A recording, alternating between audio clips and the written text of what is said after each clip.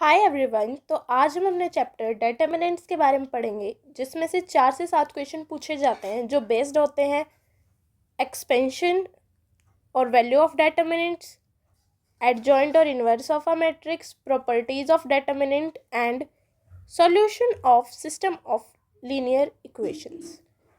जो इन 4-5 चीज़ों पे बेस होते हैं। 4 से 7 क्वेश्चन कैसे पूछे जाते हैं हमारे चैप्टर डेटर्मिनेंट से। ये बहुत ईजी चैप्टर है, तो बिना किसी देरी के चलिए स्टार्ट करते हैं। तो डेटर्मिनेंट होता क्या है? जब हर एक स्क्वायर मैट्रिक्स होती है ना, वो एसोसिएटेड होती है एक पर्टिकुलर एक्सपेंशन के साथ। जो एक स्क्वायर मैट्रिक्स होती है ना, वो एक पर्टिकुलर एक्सपेंशन के साथ एसोसिएटेड होती है, जिसे हम क्या कहते हैं? अपना डेटर्मिनेंट कहते हैं। The determinant of a square matrix, मान लो कोई एक स्क्वायर मैट्रिक्स है ए, उसका डेटर्मिनेंट कैसे डिनोट किया जाएगा? इन 2 तरीकों से। और ये साइन किसका होता है? हमारे मॉडुलस भैया का भी होता है। मॉडुलस चैप्टर है एक, उसका भी होता है। डेटर्मिनेंट में हॉरिजॉन्टल लाइंस क्या होती है? हमारी रॉज। और वर्टिकल लाइंस क्या होती हैं? कॉलम्स, जैसे कि मैट्रिक्स में होती हैं। तो मान लो कि एक डेटर्मिनेंट है ऑर्डर n इंटू एन का, रिप्रेजेंट कैसे किया जाएगा? लास्ट में ये डेटर्मिनेंट्स का symbol a11 a12 a13 a1n तक, a21 a22 a3 a23 a2n तक, यहाँ an1 an2 an3 और ann तक। ऐसे क्या होगा? हमारा डेटर्मिनेंट एक रिप्रेजेंट होगा। एक मैट्रिक्स क्या होता है? अरेंजमेंट ऑफ नंबर होता है जिसके पास कोई फिक्स्ड वैल्यू नहीं होती है। पर एक डेटर्मिनेंट एक नंबर होता है जिसके पास क्या होती है? एक फिक्स्ड वैल्यू होती है। मतलब डेटर्मिनेंट के पास फिक्स्ड वैल्यू होती है, पर मैट्रिक्स के पास क्या नहीं होती? फिक्स्ड वैल्यू नहीं होती। आगे आता है हमारा determinant of square matrix of order 1। मान लो कोई स्क्वायर मैट्रिक्स है एक ऑर्डर की, तो उसका डिटर्मिनेंट कैसे आएगा? उसका डिटर्मिनेंट वही नंबर आएगा। मान लो एक मैट्रिक्स है, बस, तो इसका डिटर्मिनेंट क्या आएगा? एक ही आएगा। मान लो एक ही ऑर्डर की है, तो इसका डिटर्मिनेंट क्या आएगा? 1 आएगा। मतलब a11 आएगा, जो a11 की जगह पे होगा। मतलब मान लो ये 11 है ना, तो जो a11 होगा ना, वो क्या आएगा? उसका डिटर्मिनेंट आएगा। आगे है determinant of square matrix of order 2। मतलब कोई 2 ऑर्डर की स्क्वायर मैट्रिक्स है, जैसे a11 a12 a21 और a22। पहले आप मुझे ये बताएं कि एक स्क्वायर मैट्रिक्स होती क्या है? एक स्क्वायर मैट्रिक्स वो मैट्रिक्स होती है जिसमें नंबर ऑफ रॉज और नंबर ऑफ कॉलम्स क्या होते हैं? सेम होते हैं। नंबर ऑफ रॉज और नंबर ऑफ कॉलम्स क्या होते हैं? सेम होते हैं। ठीक है। और आगे आता है अब हमारा कि स्क्वायर मैट्रिक्स होती है जो 2 ऑर्डर की ए, तो उसका कैसे डेटर्मिनेंट निकालते हैं? तो एक स्क्वायर मैट्रिक्स है ऑर्डर 2 की, जो ऐसे है, तो उसका डिटर्मिनेंट हम पता है कैसे निकालेंगे? a11 वाले की a22 के वाले के साथ, मतलब ऐसे डायगोनल में मल्टीप्लाई करके और उनको माइनस कर। ठीक है, मतलब उनके डायगोनल के साथ मल्टीप्लाई करके उनको क्या कर देंगे? हम माइनस कर देंगे। आगे है determinant of square matrix of order 3। मतलब 3 ऑर्डर की 3x3 की एक स्क्वायर मैट्रिक्स है, तो उसका डिटर्मिनेंट हम कैसे निकालेंगे? तो मान लो हमें इस a11 का निकालना है ना, तो इसकी रो और इसका कॉलम छोड़ देंगे और बाकी सारे का डिटर्मिनेंट निकाल देंगे और उसकी मल्टीप्लाई कर देंगे इस a11 के साथ। अगर a12 का निकालना है तो ये वाली रो ये वाला कॉलम छोड़ देंगे। अगर a32 का निकालना है तो ये वाली रो और ये वाला कॉलम छोड़ देंगे, क्योंकि 32 बीच वाले कॉलम में है। a33 का निकालना है तो रो ये वाली और कॉलम ये वाला। अगर a23 का निकालना है ना, तो रो ये वाली और कॉलम ये वाला। ठीक है। आगे आता है प्रॉपर्टीज ऑफ डेटर्मिनेंट। ये टॉपिक हमारा बहुत इंपॉर्टेंट है, क्योंकि इससे 3 से 4 क्वेश्चन आ जाते हैं डेटर्मिनेंट में से। अगर 7 क्वेश्चन पूछे गए ना, तो 3 से 4 क्या पता है इसकी प्रॉपर्टीज के बेस्ड पर ही पूछे गए हो। तो अगर किसी भी मैट्रिक्स की एंट्री में मान लो 0 1 0 1, तो कोई मैट्रिक्स है ऐसे, इसका हमें डेटर्मिनेंट निकालना है, तो इसकी स्टार्टिंग किससे है? 0 से, तो इसका डेटर्मिनेंट भी क्या आएगा? 0 आएगा। आगे है, अगर हम रो को कॉलम में चेंज कर दें और कॉलम को रो में चेंज कर दें, मतलब अगर हम किसी भी मैट्रिक्स का ट्रांसपोज कर दें, तो उसका डेटर्मिनेंट चेंज नहीं होगा। उसका डेटर्मिनेंट क्या रहेगा? सेम रहेगा। मतलब अगर हम किसी भी मैट्रिक्स का क्या कर दें,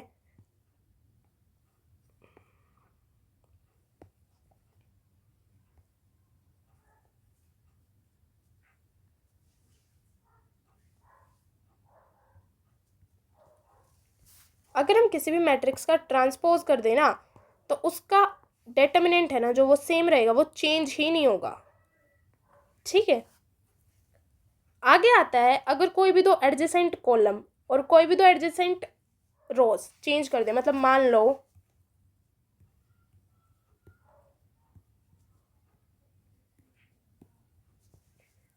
लो कि ये दोनों एडजेसेंट कॉलम और ये दोनों एडजेसेंट कॉलम चेंज करने हैं हमें, तो इस वाले को आगे लाना है, इस वाले को पीछे लेके जाना है। तो हम क्या करेंगे,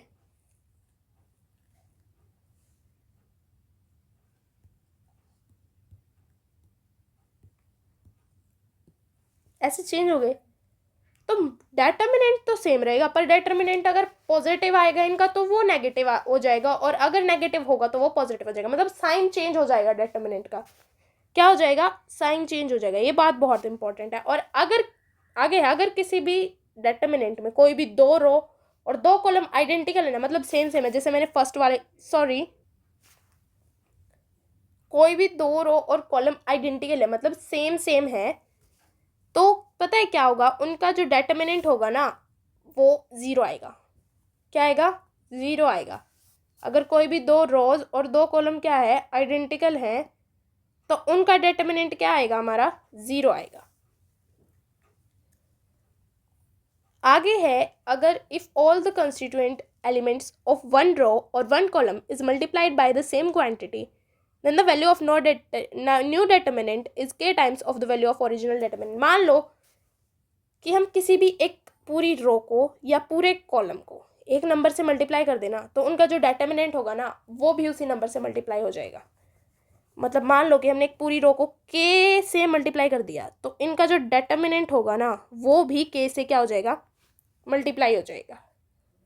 आगे एक और प्रॉपर्टी है कि हम एक जो डेटर्मिनेंट है उसकी किसी भी एक रो को किसी से भी तो मल्टीप्लाई कर सकते हैं और उसमें कुछ जोड़ भी सकते हैं।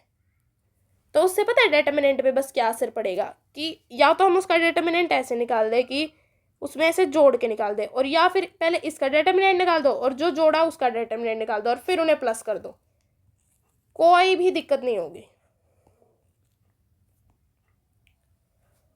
आगे है, अगर हम मतलब मान लो कि if each element of a row और a column of a determinant is multiply by a constant k and then added to the corresponding element of other row, then the value of determinant remains है। मतलब मान लो कि मैंने इससे किसी भी नंबर की मल्टीप्लाई कर दी, यहाँ k की कर रखी ना, इस रो सी की किससे मल्टीप्लाई कर रखी है, k से मल्टीप्लाई कर रखी है ना, और फिर उसको किसके एलिमेंट्स में जोड़ रखा है, कॉरेस्पॉन्डिंग रो के एलिमेंट्स में जोड़ रखा है। तो इससे हमारा जो डेटर्मिनेंट होगा ना उस पर कोई भी असर नहीं पड़ेगा। हमारा डेटर्मिनेंट क्या रहेगा, हमेशा डिट्टो, यू का यू सेम रहेगा, चेंज भी नहीं होगा। आगे है, number of element of nth order of determinant is n square. मतलब number of element of nth order of determinant का क्या होगा, n स्क्वायर होगा। या तो हम दो नंबरों की मल्टीप्लाई करके उनका डेटर्मिनेंट निकाल दें, उनका डेटर्मिनेंट निकाल के उनकी मल्टीप्लाई कर दे, बात सेम है, रत्ती भर भी फर्क नहीं होगा। आगे है, अगर हम किसी चीज़ का डिटर्मिनेंट निकाल रहे हैं किसी सेट ए का और उसकी मल्टीप्लिकेशन है कांस्टेंट ए के साथ, कांस्टेंट के साथ किसी भी के साथ, तो उसका डिटर्मिनेंट निकाल के उसकी मल्टीप्लाई कर सकते हैं जिस ऑर्डर में वो लिखी गई है। मतलब जैसे 2/2 के ऑर्डर में है, 4/4 के में है, 1/1 के है में, 3/3 के ऑर्डर में है, 4/4 के ऑर्डर में है, उससे कोई फर्क नहीं पड़ेगा, सेम रहेगा। आगे है, अगर ए बी बराबर ए सी है तो बी बराबर सी तब होगा जब उनका डिटर्मिनेंट ज़ीरो नहीं होगा। मतलब कोई ए बी है वो बराबर बी सी के है ना, तो बी बराबर सी तब होगा जब उनका डिटर्मिनेंट जो है वो किसके बराबर ना हो, ज़ीरो के बराबर ना हो। आगे आता है हमारा minors and cofactors. Minors of element, minors निकालना इतना आसान है। मान लो हमें इसका माइनर निकालना है ना, तो इसकी रो और इसके कॉलम को छोड़ दो बिल्कुल, जो ये नंबर बचे ना ये इसका माइनर होंगे। मतलब A11 का माइनर होगा, इसको छोड़ के जो ये बचा ना ये क्या होगा, इसका माइनर होगा। और कोफैक्टर्स क्या होंगे इसके, पता हम क्या करेंगे, जो ये है ना बचे हैं इनकी हम मल्टीप्लाई करेंगे -1 से, और -1 की पावर क्या होगी, i + j। मतलब 2 + 2 2 + 3 3 + 2 और 3 + 3, ये -1 की पावर होगी। देखो जैसे मान लो कि हमें A11 का निकालना था, A12 का निकालना था और A13 का निकालना था। आगे समझ आगे हैं कुछ बातें कि अगर किसी भी चीज़ का डिटर्मिनेंट 0 के बराबर नहीं है तो उसका जो कोफैक्टर होगा ना, एंड उसका जो कोफैक्टर होगा denoted by the determinant of cofactor, मतलब उसके कोफैक्टर को हम ऐसे भी दिखा सकते हैं अगर उसका डिटर्मिनेंट किसके बराबर ना हो, 0 के बराबर ना हो। और जहाँ n किससे बड़ा है, 0 से, मतलब ऑर्डर उसका 0 से बड़ा है, मतलब 2/2 1/1 इस ऑर्डर में लिखी गई है कोई चीज़। अगर किसी भी चीज़ का डिटर्मिनेंट 0 के बराबर है ना, तो 1 सेकेंड रुकना, ठीक है चलो। अगर किसी की भी चीज़ का डिटर्मिनेंट 0 के बराबर है तो उसके जो कोफैक्टर होगा ना वो भी 0 के बराबर होगा। और अगर हम किसी भी डिटर्मिनेंट में जो एलिमेंट्स है उनकी मल्टीप्लाई उनके कोफैक्टर्स से कर दें और फिर उनको ऐड कर दें तो वो 0 आ जाएगा।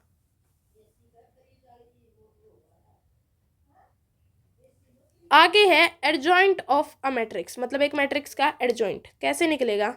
बहुत ईजी है, बहुत ज़्यादा ईजी।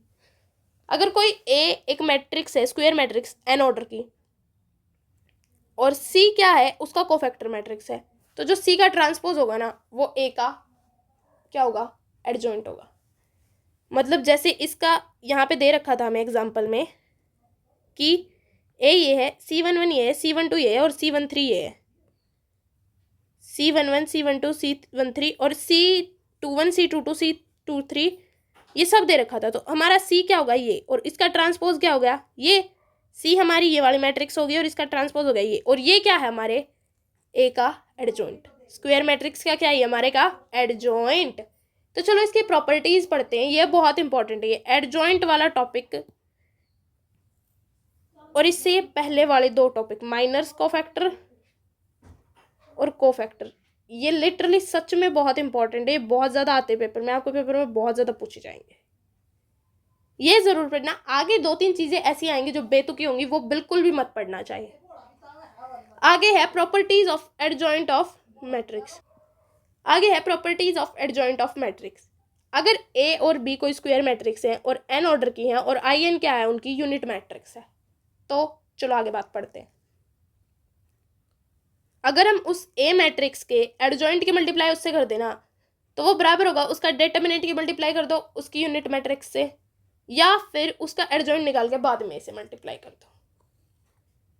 दूसरी बात है, अगर कोई एडजॉइंट मैट्रिक्स ए कोई एडजॉइंट मैट्रिक्स है, उसका हमें क्या निकाल दिया, डिटर्मिनेंट, उसका एडजॉइंट करके डिटर्मिनेंट निकाल दिया, तो या तो उसका डिटर्मिनेंट निकाल के जिस ऑर्डर में से उसमें से एक घटा दो, और या फिर उसका एडजॉइंट निकाल के डिटर्मिनेंट कर दो।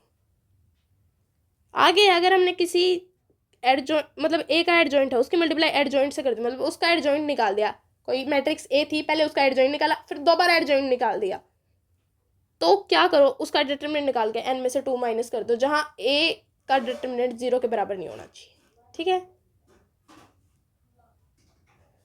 आगे है, हमने किसी मैट्रिक्स का एडजॉइंट निकाला, फिर उसका एडजॉइंट निकाला और उसका डिटर्मिनेंट कर दिया, तो इससे अच्छा तो आप उसका डिटर्मिनेंट करके n-1 का होल स्क्वायर कर दो, ये आसान रहेगा। आगे है कि किसी की ट्रांसपोज का एडजॉइंट निकाला, तो या तो उसका एडजॉइंट निकाल के ट्रांसपोज कर दो और या ट्रांसपोज निकाल के एडजॉइंट कर दो, सेम बात है। अगर कोई दो मैट्रिक्स हैं ए और बी, पहले उनकी मल्टीप्लाई की और फिर उनका एडजॉइंट निकाला, आप ये भी कर सकते हैं, एडजॉइंट ऑफ बी और एडजॉइंट ऑफ ए निकाल के उनकी मल्टीप्लाई कर सकते हैं। अगर एडजॉइंट ऑफ ए की पावर एम, ए की पावर एम, एम यहाँ कुछ दिया नहीं है, कोई पावर होगी, मतलब ए की पावर एम है, तो उसका आप ऐसे भी कर सकते हैं, मतलब किसी नंबर की कुछ पावर हो, आपने उसका एडजॉइंट निकाला, किसी मैट्रिक्स की कोई पावर है, आपने उसका एडजॉइंट निकाला, तो आप उसका एडजॉइंट निकाल के भी उसकी वो पावर पुट कर सकते हैं, ठीक है। आगे है, अगर हमने किसी एडजॉइंट निकाला किसी भी चीज़ का और वो उस कांस्टेंट की मल्टीप्लाई थी उस मैट्रिक्स के साथ, कुछ किसी कांस्टेंट की मल्टीप्लाई थी, तो वो उस कांस्टेंट में से -1 करके उस कांस्टेंट की पावर में से, सॉरी आपने किसी चीज़ का एडजॉइंट किया, उसकी उस मैट्रिक्स की मल्टीप्लाई थी किसी कांस्टेंट नंबर के साथ जो था k, तो आप उस कांस्टेंट नंबर में से n मतलब जिस ऑर्डर में वो मैट्रिक्स लिखा गया है उस कांस्टेंट नंबर की पावर लिख सकते हैं, जिस ऑर्डर में मैट्रिक्स लिखा गया है उसमें से एक घटा के, और फिर आप उसका एडजॉइंट करें। ये बात सेम है कि आप उसका एडजॉइंट करके उस कांस्टेंट नंबर की उससे मल्टीप्लाई कर दें। चलो दोबारा समझते हैं, एक्चुअली मैं थोड़ा कंफ्यूज हो गई थी। अगर हमने किसी ए मैट्रिक्स है उसकी मल्टीप्लाई किसी कांस्टेंट के साथ की और फिर उसका एडजॉइंट निकाला, या हमने उस कांस्टेंट नंबर की पावर कर दी जिस ऑर्डर में वो मैट्रिक्स लिखी गई थी उसमें से एक घटा के और फिर उस ए का एडजॉइंट कर दिया, दोनों बातों में रत्ती भर भी फर्क नहीं है। बट एक कंडीशन है, जो के है ना कांस्टेंट नंबर, वो रियल नंबर से बिलोंग करना चाहिए। ठीक है, आगे है किसी भी आइडेंटिटी मैट्रिक्स का adjoint identity matrix, zero matrix का जीरो मैट्रिक्स, सिमेट्रिक मैट्रिक्स का एडजॉइंट सिमेट्रिक मैट्रिक्स, डायगोनल का डायगोनल और ट्रायंगुलर का ट्रायंगुलर। आगे है इनवर्स ऑफ अ मैट्रिक्स। अब आप ये बताइए कि मैं 1/2 के किससे मल्टीप्लाई करूं कि वो 2 हो जाए, सॉरी कि मैं 2 के किससे मल्टीप्लाई करूं कि वो 1 हो जाए, तो वो क्या होगा 1/2।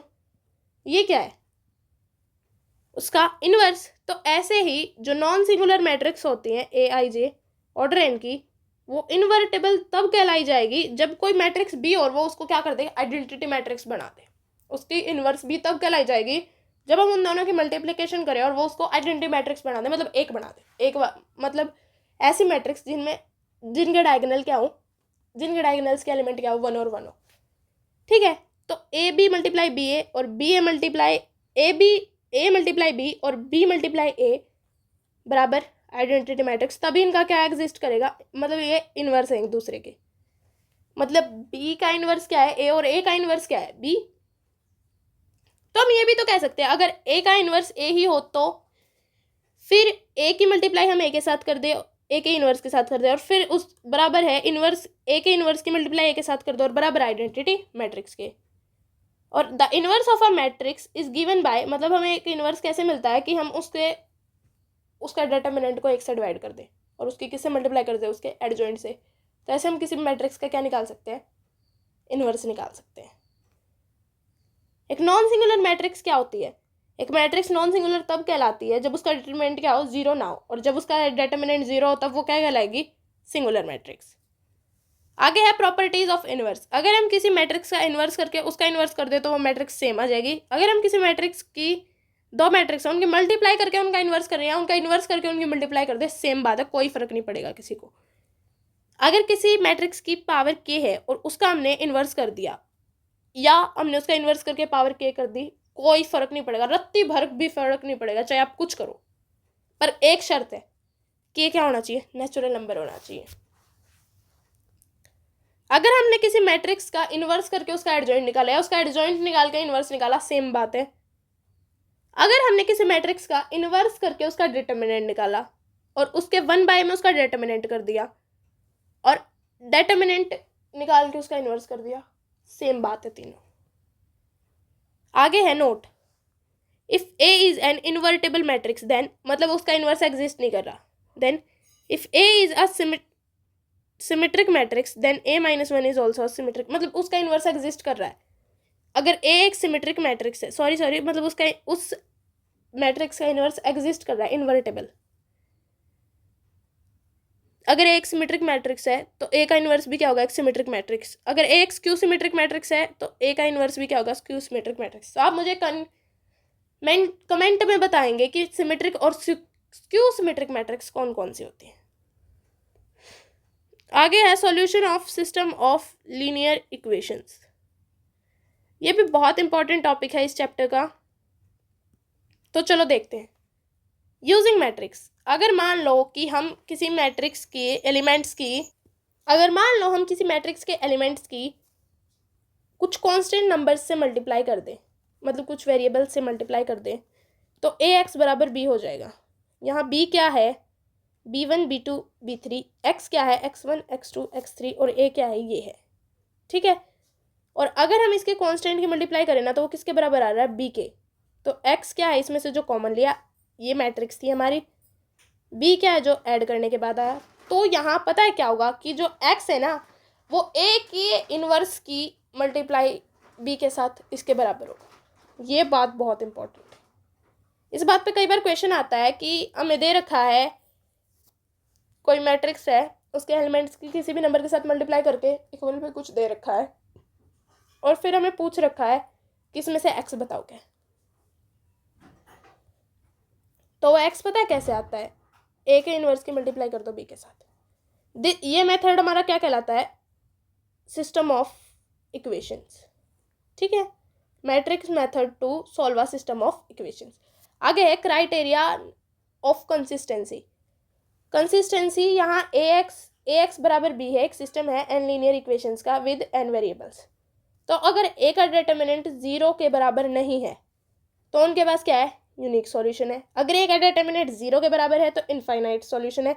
और अगर a का डिटर्मिनेंट 0 के बराबर एंड 0 के बराबर, अगर a का डिटर्मिनेंट 0 के बराबर है और उसका एडजॉइंट की मल्टीप्लाई b के साथ 0 के बराबर नहीं है तो वो सिस्टम क्या होगा, इनकंसिस्टेंट, जिसके पास कोई सॉल्यूशन। आगे हैं होमोजीनियस इक्वेशंस। होमोजीनियस इक्वेशंस क्या होती हैं, अगर a का डिटर्मिनेंट 0 के बराबर है तो x बराबर 0 ट्राइवल सॉल्यूशन, एक ही सॉल्यूशन होगा, वो क्या हो गए, ट्राइवल सॉल्यूशंस। और अगर 0 के बराबर है और ax बराबर 0 है तो नॉन ट्राइवल सॉल्यूशंस। और कितने सॉल्यूशन होंगे, इनफाइनाइट सॉल्यूशन। आगे कैरेमर रूल, ये बिल्कुल इंपॉर्टेंट नहीं है, चाहे आप इन्हें छोड़ भी सकते हैं। तो अब मैंने जितना चैप्टर पढ़ाया आप उतने की प्रैक्टिस कीजिए। तो थैंक यू।